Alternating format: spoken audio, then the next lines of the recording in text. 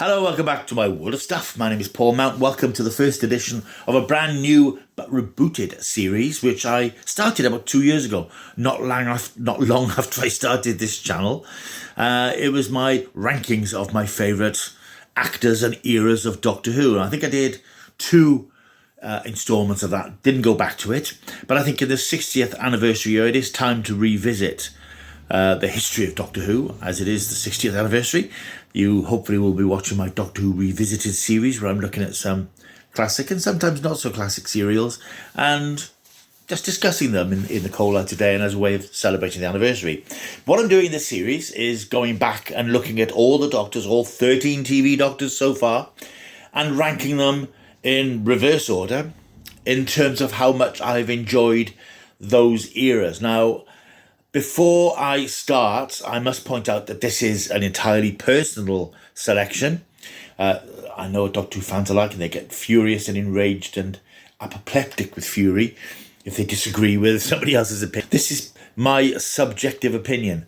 And I know what Doctor Who fans are like. They get furious, they get apoplectic if they disagree with your opinion. The word opinion doesn't seem to matter a lot to Doctor Who fans, unfortunately.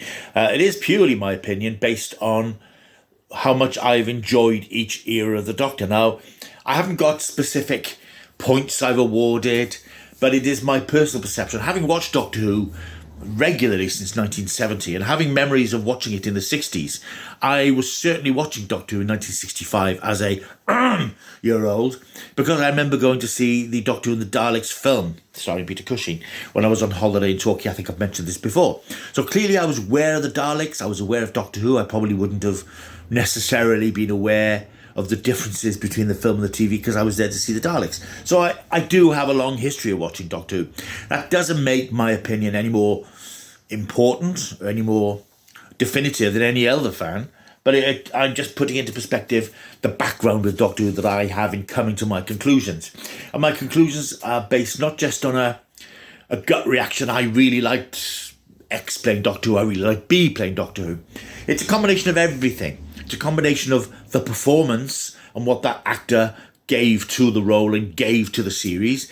And it also has to take into account the era as a whole. The stories, the nature of the stories, the direction of the series, what it was trying to do at that time, how the format was being used and stretched and flexed and so on.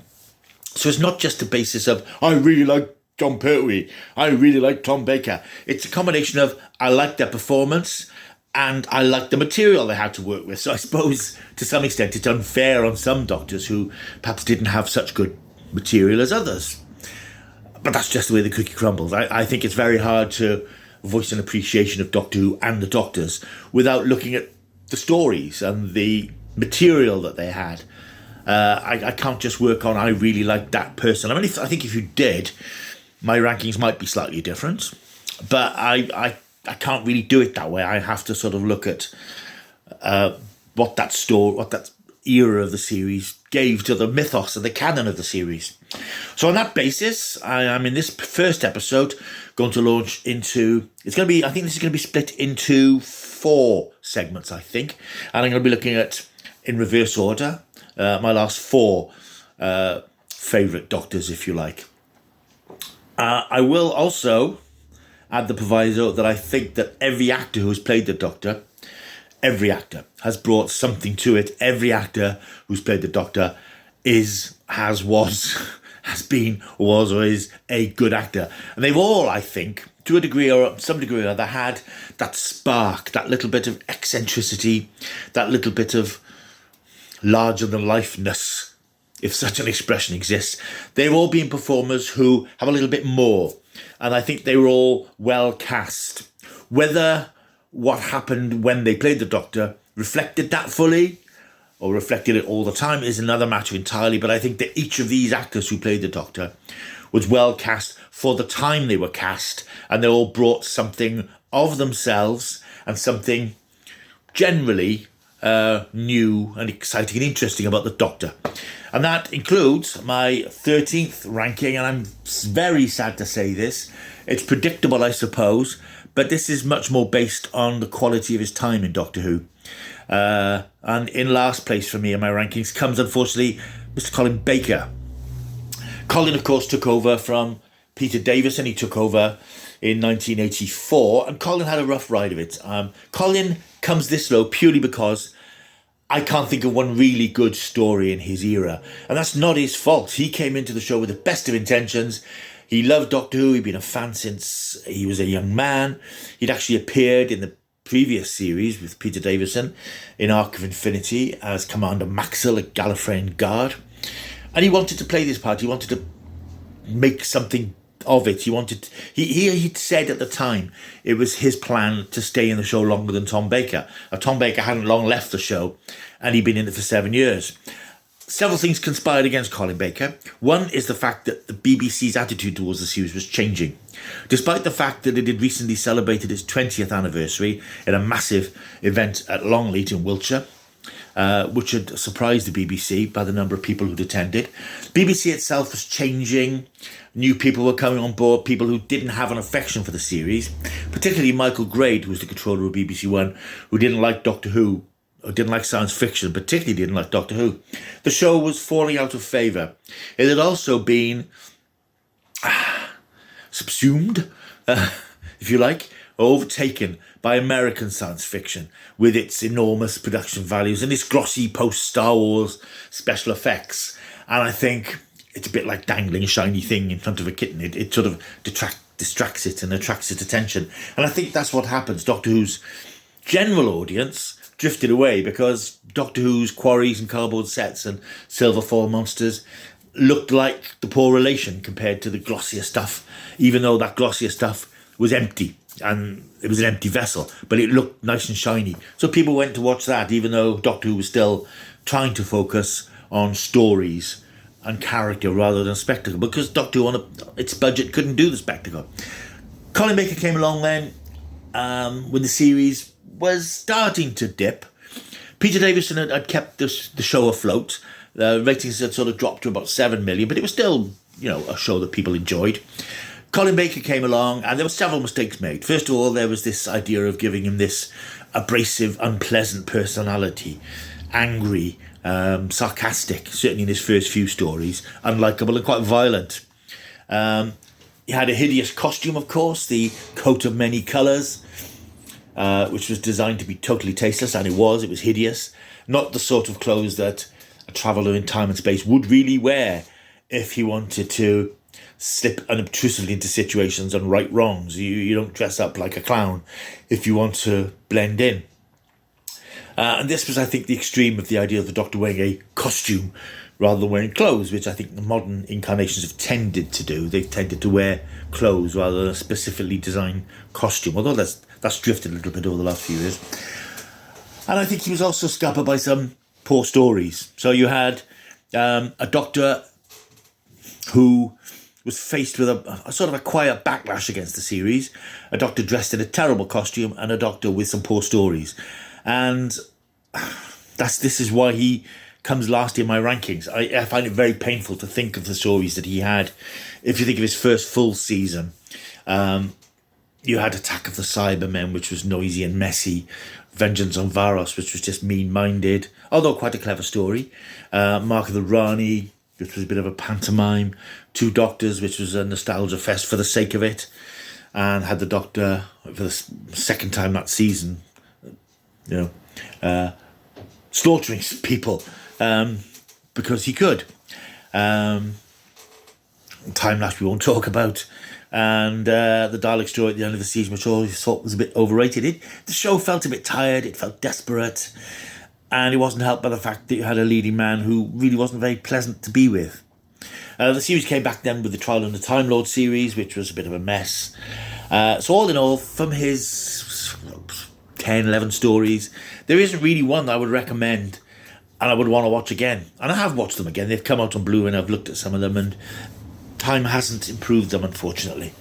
So unfortunately, that's why Mr. Colin Baker comes last in my rankings. And I must also point out that these rankings are based purely on the television canon. I understand that Colin's been much better treated by Big Finish, but I've not listened to much in the way of Big Finish. I don't I don't get worked up about what's canon and what isn't canon, but I don't consider that part of the mythos of Doctor Who. What's on TV, to me, is the mythos of Doctor Who.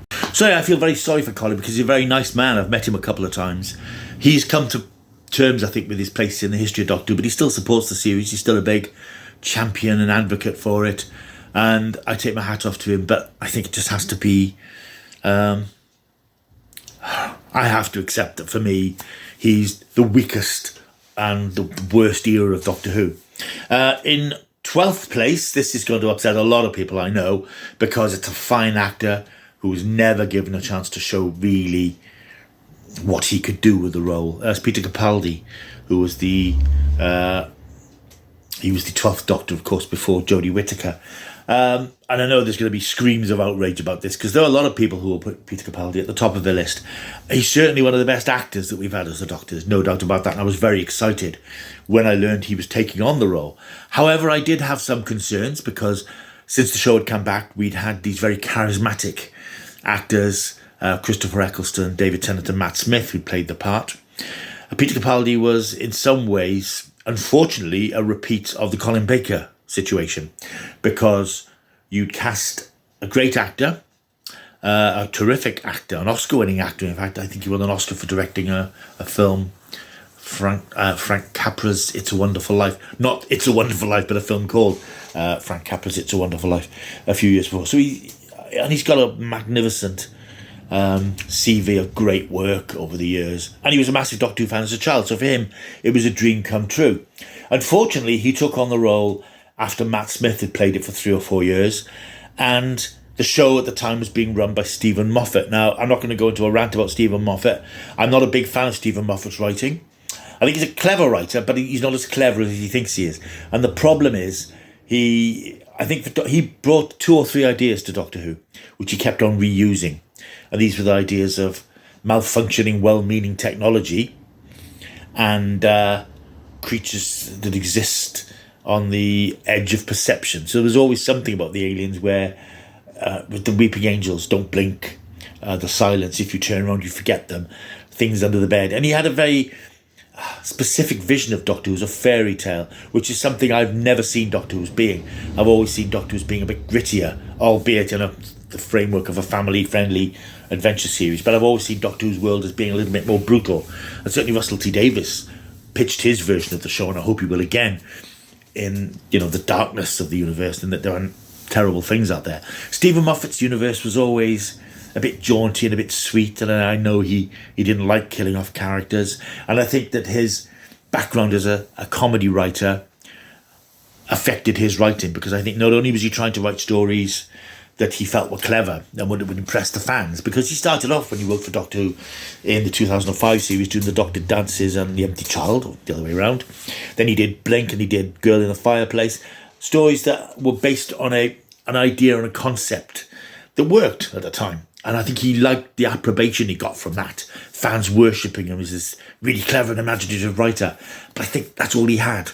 And then when he took over the show, when Matt Smith started in 2010, he just kept regurgitating the same ideas, regurgitating the same jokes, the same characterizations.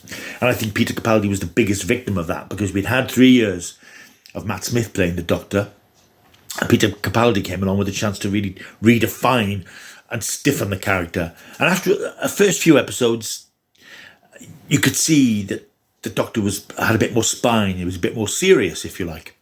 But that drifted away even during his first series, and all of a sudden we were back in fairy tale land with the episode Listen, which was about something under a bed and all this sort of stuff that seems to obsess Stephen Moffat. Another problem, of course, that Peter Capaldi was an older actor playing the part, and we'd had these pretty boys playing the role for a few years, and I think casting an older actor, unfortunately, chased away a part of the audience, and I think it's a condemnation of our society that the pretty boys are the ones that attract an audience. But Peter Capaldi flew in the face of that. Terrific actor, but obviously not a pretty boy. And I think a lot of people just drifted away because they didn't have that slightly facile attraction to the character anymore. Combined with the fact that Stephen Moffat had pretty much run out of ideas, really. And I think that having created in Peter Capaldi's version of the Doctor a harsher, brittler Doctor whose motto was, "Am I a good man?" When that didn't really work and audiences started falling away and the character hadn't connected in the same way, I don't know whether this came from Moffat. I don't know how much of it was Peter Capaldi's input. But for his second series, they made what I think is a catastrophic decision to refashion the Doctor as what their perception of a young person's icon would be. So they had the Doctor, this middle-aged man, playing a guitar, wearing hoodies, dressing scruffily, wearing sonic shades, and calling himself names like Dr. Disco. A completely embarrassingly ill-conceived idea of what young people are into. Particularly at that time, young people aren't into guitar music anymore. They're not into rock and roll and that sort of stuff. They're into dance music and rap. So it was completely 15, 20 years out of its time. And I know Peter Capaldi is a guitar player and he likes the guitar, and I'm sure he enjoyed that side of the character. But for me, just found it embarrassing. It was very much the embarrassing dad syndrome of this incredibly intelligent man behaving like he was going through the male menopause. It didn't work for me. It just didn't work. I just found it embarrassing, and I was embarrassed for him as a great actor. And again, the stories didn't work for me. There was a desperation about the whole thing. There were a lot of two-part stories in his second series, and because they were based on the same old tired ideas, they didn't engage me. The show became less visual. It looked lovely. It looked great. It's always been very well made, certainly since it came back. But Stephen Moffat doesn't have a feeling for action and fast-paced drama. It's all about talking and jokes, and most of his stories just came across like these laboured chamber pieces with people wandering around talking about inconsequential things to do with an inconsequential plot and cracking jokes. For me, and I know an episode which people absolutely love is, I think it's called Heaven Sent, which is the story about the Doctor dealing with tragedy as he wanders around this castle, pursued by this cloaked figure. And people have described it as a masterpiece. But for me, that just came across as a writer who was too lazy to think of a proper story with supporting characters and just wrote something bizarre, which he thought the fans would like. And sure enough, they did. But like The Emperor's New Clothes, I saw right through it. It's not an episode I was very impressed by. Capaldi held it together with a great performance, but it was thin stuff. And I think that's the problem with the whole Peter Capaldi era. Didn't work for me. It was a waste of a great actor. And then in his third series, they tried to reboot it again. They even called the first episode of his first series The Pilot to try and get people into it. With new companion, Bill Potts, played by Pearl Mackie. Matt Lucas was on board now as this irritating comedy psychic Nardole. And Missy, let's not talk about Missy, reinvented by Michelle Rodriguez. I was quite on board with the idea of Missy becoming, or the Master becoming, a female, but she just became another joke machine. And there are a couple of episodes where she's beyond irritating, particularly one episode where she steps out of the TARDIS and goes, "Hello, I'm Doctor Who." I mean, I'm veering off the point. I'm getting into a Stephen Moffat era rant, which I didn't want to do. But I think that Stephen Moffat subverted what Peter Capaldi could have brought to the show with poor, tired scripts, weak ideas, and a horribly misjudged characterization for the Doctor, and a hideous final episode. So that's Peter Capaldi. Unfortunately, he comes in 12th place. In 11th place is Sylvester McCoy. Again, it's quite a low position for a Doctor who I know a lot of people are quite fond of. He took over in 1987 when, after Colin Baker was summarily sacked from the role, unfortunately. And I didn't like his era at the time because, as a classic Doctor Who fan, I knew how good the show had been in the past. I'd seen those John Pertwee and early Tom Baker stories when Doctor Who was at its most imaginative, most creative, most popular. Now it was just on its last legs in every sense of the word. The BBC still weren't interested. They carried on renewing it for a few years, but they weren't really interested. The budget was not being increased. It was one of the last shows made at the BBC on the old videotape and film, or not film, I think it was on outside broadcast exterior location material, and it looked out of its time. And for a series about time travel, that's sort of tragic. I felt that Sylvester McCoy didn't have the gravitas, being largely a comedic actor, and I've never really enjoyed it. And there was episodes, I mean, certainly in his first season, things like Time of the Rani are unwatchable, pretty much.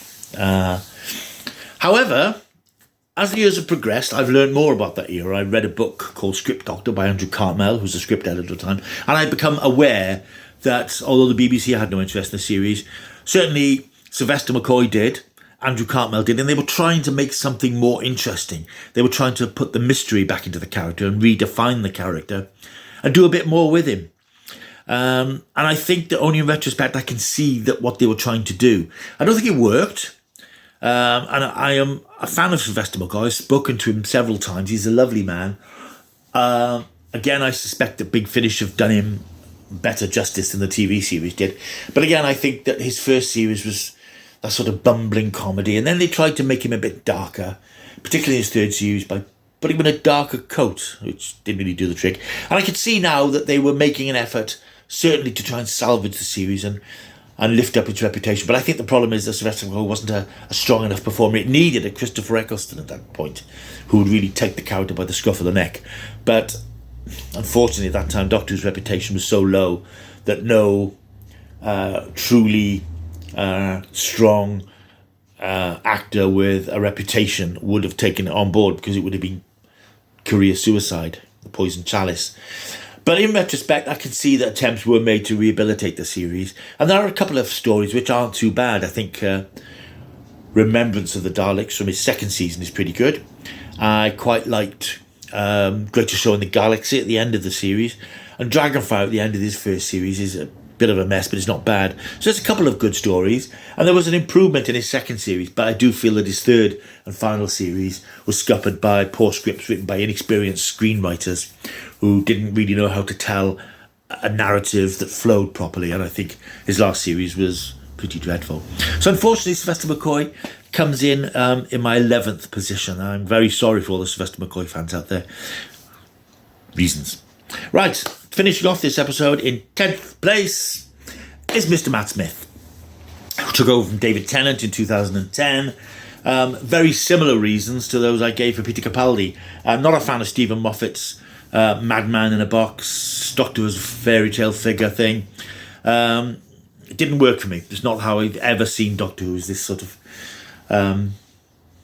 fairy tale. That's the only way I can describe it, because that's the way that he seemed to perceive it. I didn't like the companion characters. I didn't like Amy Pond. I found her irritating and whiny. Rory was a wet fish. Clara, when she came on board, played by Jenna Coleman, there was all this stuff about the impossible girl, and I think that it shifted the focus with the Doctor into the mystery of the companion, and I don't think that should be the dynamic. It should be about the Doctor. You can make an interesting character of the companion, but to make the companion character a focal point, a sort of a thread throughout the series, just detracts from the Doctor. Matt Smith's a fine actor. I've seen him in lots of things. He's absolutely brilliant. His version of the Doctor really annoyed me, because again, I felt he didn't know the series very well, and I think that Stephen Moffat, as the showrunner, had this perception of him as a madman with a box, which, unfortunately, Matt Smith picked up on and played it that way. And it was all arm waving and jumping about and this sort of erratic behaviour, and I think that became irritating. There wasn't much, I hate the word, but there wasn't much gravitas in his performance, not much steel in his performance, because you knew that if there was, there would be some quip or some joke, because that was Stephen Moffat's way of doing things. These sort of clever ideas that actually weren't very clever, because a lot of them didn't make sense. He came up with these story arcs that seemed clever, but I think he forgot what it intended to do and wasn't able to properly tie them up in any satisfactory or lucid way. And yeah, I think Matt Smith's performance just became increasingly shouty and unsubtle, and there's this sudden obsession with putting the words Doctor Who into the story. I'm Doctor Who this. Yeah, it was a mess. Matt Smith, though, great actor, should rank higher, let down by poor material, and this is a sort of a fine example of what I'm talking about when I say I have to judge these Doctors on them as actors, their performances, and the material they have to work with. And this is a fine example of a great actor whose performance was torpedoed by some very weak material, much as Peter Capaldi was. That's my 10th position, Mr. Matt Smith. Right, thank you for watching this little episode. I hope you've enjoyed this little episode. First part of my rankings. There'll be another one next week where I will do up to number 6. I think I'll do 6, 7, 8, and 9. Yeah, I think that's how it'll be. So, yeah, don't be too angry. It's just my opinions, and I'm entitled to them. You're quite entitled to your own. So if you can leave a comment, keep it civil. Keep it civil. If you disagree with me, just say, actually, I don't disagree, but I accept your right to have these opinions. But anybody who shouts and swears is just going to be deleted, so no point. Right, thank you for watching. Hope you've enjoyed this, whether you agree with it or not. Like and subscribe. Leave a comment, and I will see you soon. Until I do, I'll keep taking the stuff.